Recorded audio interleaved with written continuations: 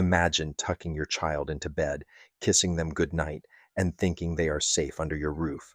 Hours later, silence is shattered, not by a cry, but by an empty crib.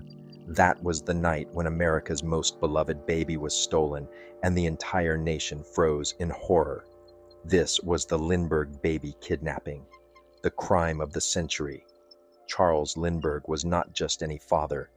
He was an American hero, the first man to fly solo across the Atlantic. By 1932, his fame was unmatched, but on March 1st of that year, tragedy struck. From the nursery of his New Jersey mansion, his 20-month-old son, Charles Jr., was kidnapped. What followed was not just a manhunt, it was a nationwide frenzy. Reporters camped outside the Lindbergh estate. Millions clung to every newspaper headline. And in the end, what the world uncovered was a story filled with ransom notes, secret negotiations, betrayal, and a shocking trial that left more questions than answers. Most people today only know the Lindbergh case as a line in a history book. Don't be one of them. Hit subscribe now, or you'll be left in the dark about how this one crime changed America forever. The Lindbergh baby kidnapping didn't just terrify the nation, it reshaped the law. Before 1932, kidnapping was considered mostly a local crime, left to small-town police with limited resources. But when America's most famous child could be stolen from his own home, Congress realized the stakes had changed. In direct response, the Lindbergh Law was passed in 1932, making kidnapping a federal crime if the victim was taken across state lines. This empowered the FBI to step in, giving them jurisdiction and muscle that local police simply did not have. It was the dawn of a new era in federal law enforcement. But here's the chilling part. The law was not just about Charles Lindbergh's baby. It was about your children, your family. Suddenly, America understood that no one, not even the most powerful, was safe from the crime of kidnapping. Think about it. Before the Lindbergh Law, criminals could vanish across a state line and be untouchable. If you don't subscribe now, you'll miss out on understanding how fragile safety really was and how close we still are to history repeating itself. But let's step closer, past the headlines and courtrooms. Let's hear this story from someone who lived it in the shadows of that nursery. My name is Anne Morrow Lindbergh, and I was the mother of Charles Lindbergh Jr. I can still see his golden curls. I can still hear his laughter echo through the halls. That night, I tucked him in as always, the lullaby soft on my lips. I never imagined it would be the last time I'd see him alive. When the nurse screamed that his crib was empty, my heart shattered. Outside the window, a crude wooden ladder leaned against the wall, and on the windowsill, a note demanding ransom. My baby had been stolen like an object, and I was powerless.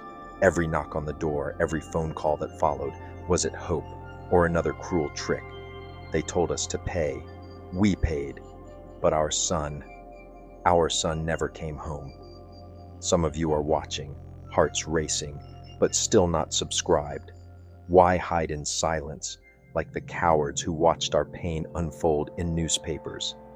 Subscribe now, or go to the comments and explain why you won't. Don't be silent, because silence is complicity. The nation demanded answers. Soon, suspicion fell on a German immigrant named Bruno Richard Hauptmann, who was caught with ransom money in his possession. The trial became a spectacle, broadcast nationwide. Crowds chanted for justice, and the courtroom overflowed with reporters. Hauptmann swore he was innocent. He claimed the money was left with him by a friend who had since died. But the latter matched wood in his home. Handwriting experts swore the ransom notes were his. In 1936, he was executed in the electric chair. Yet questions remain. Did Hauptmann act alone? Or was he framed, a scapegoat to satisfy public outrage? Even today, some historians argue he was innocent, that the real kidnappers were never caught. The truth may have been buried with him. Every year, new books, new theories, and new evidence emerge about this case. If you're not subscribed, you'll miss the next revelation, the piece of the puzzle that could change everything. Don't let the answers slip away while you stay in the dark. The Lindbergh case reshaped America's psyche. Parents locked their doors at night. Families stopped trusting strangers. Suddenly, the idea of safe neighborhoods shattered. The FBI, newly empowered by the Lindbergh Law, became the nation's crime-fighting powerhouse. This single case helped turn J. Edgar Hoover's FBI into the federal giant it is today. But for the Lindbergh family, there was no comfort in reform. Their son was gone. Charles and Anne fled the public eye, moving to Europe to escape the relentless scrutiny. The world had turned their grief into entertainment, and they would never truly escape it. This wasn't just a crime. It was a rupture in America's innocence. If the most famous baby in the country could be stolen and killed, what hope did anyone else have? Every mother knows the sound of her child's cry. I never got to hear his again. Every time I closed my eyes, I pictured his crib, empty, cold. And every time I opened them, I realized that the world had stolen him from me. People called it the crime of the century. For me, it was a wound that never healed. I lived in the shadows of whispers, conspiracy theories, and headlines, but behind all of it was just one truth. I lost my baby. The world will argue forever about guilt and innocence, but for me, the verdict was already written in the silence of a nursery and the echo of a lullaby that was never finished.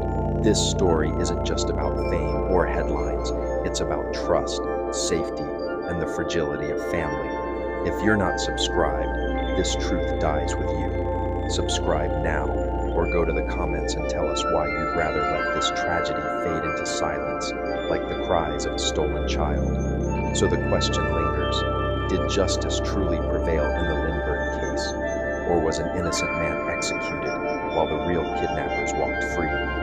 History may never give us closure, but one thing is certain, the Lindbergh baby's disappearance forever changed how America sees safety, law, and loss. And even now, nearly a century later, the echoes of that empty crib still haunt us.